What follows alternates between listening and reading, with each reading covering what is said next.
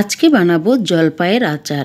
এই জলপাইয়ের আচারটা কিন্তু সারা বছর সংরক্ষণ করতে পারবে আর খেতেও কিন্তু ভীষণ সুস্বাদু হয়।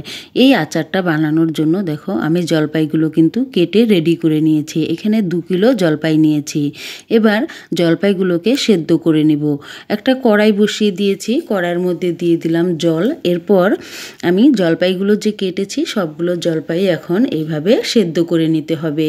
খুব একটা বেশি সেদ্ধ না, মানে মিডিয়াম সাইজে সেদ্ধ করে নিতে হবে। তো এইভাবে সেদ্ধ বসিয়ে দিয়েছি, একটা ঢাকনা দিয়ে ঢেকে দিলাম।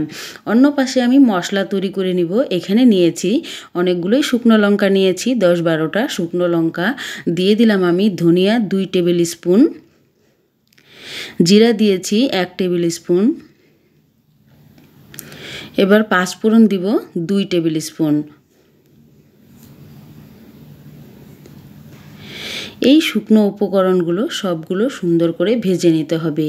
এই মশলাটা কিন্তু ভালো করে ভেজে তারপর কিন্তু গুঁড়ো করে নিতে হবে। তো মশলাটা আমি ভালো করে গরম করে নিব, তাহলে কিন্তু গুঁড়ো করতেও সুবিধা হবে।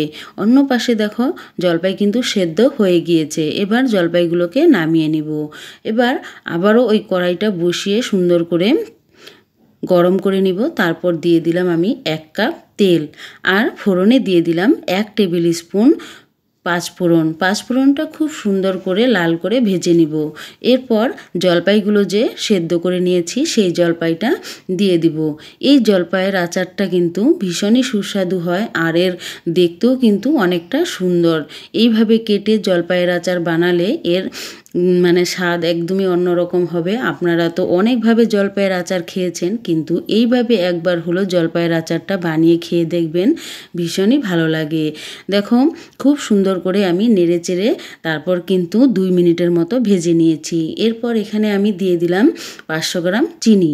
তো চিনির পরিমাণটা তোমাদের আন্দাজ মতো দিবে, যতটা মিষ্টি খাবে সেই হিসাবে। আমি 2 কিলো জলপাইয়ের জন্য 500 গ্রাম দিয়েছি চিনি, আর 2 টেবিল স্পুন দিয়েছি বিট নুন। বিট নুনটা দিলে কিন্তু আচারে, যে কোনো আচারই হোক, খেতে কিন্তু ভীষণ ভালো লাগে। তো চিনি আর বিট নুন দিয়ে তারপরে কিন্তু আমি আবারও ভালো করে নেড়ে নিব।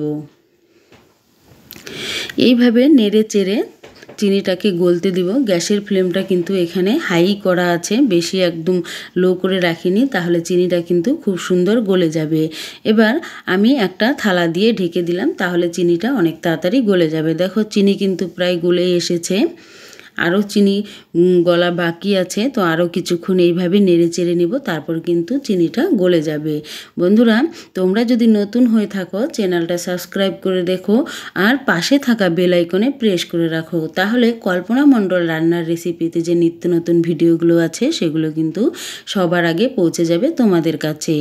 মশলাগুলো যে প্রথমে ভেজে নিয়েছিলাম সেই মশলা কিন্তু গুঁড়ো করে নিয়েছি। এই গুঁড়ো মশলাটা এবার আমি আচারের মধ্যে দিয়ে দিলাম।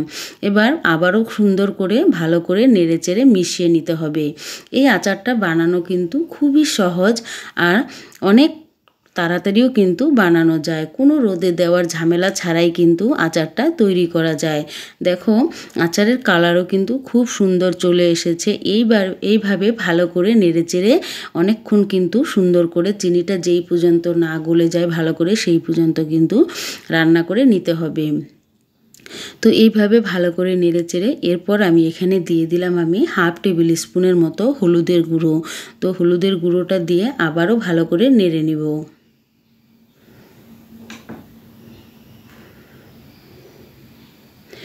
খুব সুন্দর করে নেড়ে নিচ্ছি।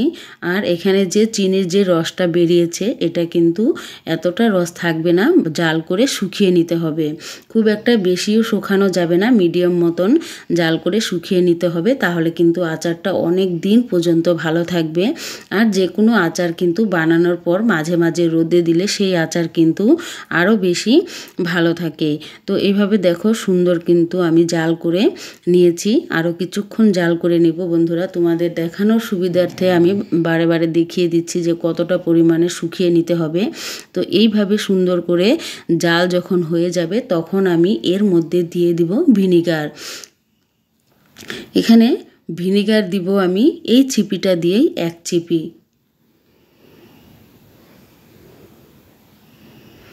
এক ছিপি ভিনিগার দিয়ে দিলে তাহলে কিন্তু সারা বছরও আচারে যে ফাঙ্গাসটা ধরে সেটা কিন্তু ধরবে না, আর সব সময় কিন্তু আচারটা রেখে খেতে পারবে, কোনো রকম মানে নষ্ট হওয়ার চান্সও থাকবে না। তো এইভাবে আমি ভালো করে নেড়ে চেড়ে নিলেই কিন্তু তৈরি হয়ে যাবে এরকম সুস্বাদু জলপাইয়ের আচার। তো বন্ধুরা, তোমরা এতক্ষণ ভিডিওটা যারা দেখেছো, অবশ্যই যারা এখনও লাইক করোনি ভিডিওটা লাইক করে দিও, আর চ্যানেলটা এখনও সাবস্ক্রাইব করা না থাকলে সাবস্ক্রাইব করে রেখো, বেলাইকনে প্রেস করে রাখো, তাহলে নিত্য নতুন ভিডিওগুলো পৌঁছে যাবে সবার আগে তোমাদের কাছে। আবারও চলে আসবো নতুন কোনো ভিডিও নিয়ে। এতক্ষণ ভিডিওটা দেখার জন্য সবাইকে অনেক অনেক ধন্যবাদ। সবাই ভালো থাকবে, সুস্থ থাকবে, এই শুভকামনা করে এখানে ভিডিওটা শেষ করলাম।